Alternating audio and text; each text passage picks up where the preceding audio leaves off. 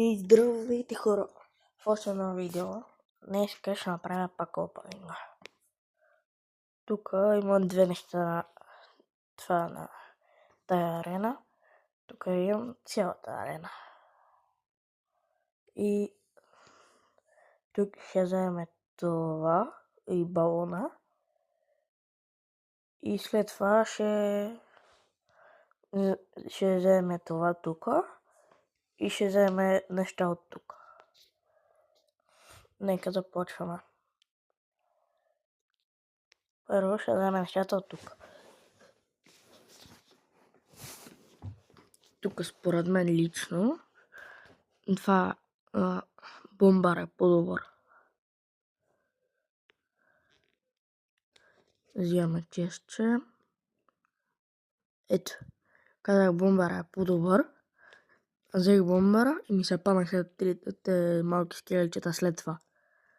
От тук аз одеве взех това гроба с малките скелечета, затова взимам валкирията. 800 кони. Тук 100 джема. И идваме на другата арена. Тук барберианите. И от тук нека видим какво ще ни се падне. Бомбари. Това ни Giant. От тук ни се паднаха колко нови неща? 4.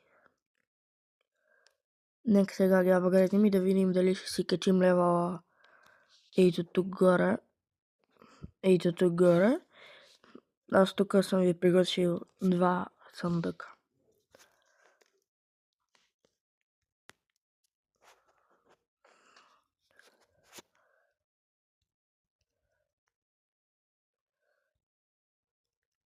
Маш може да го апгрейдим на 6 левел.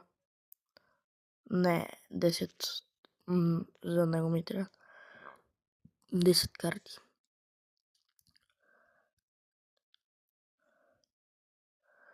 Супер. И барберианите са.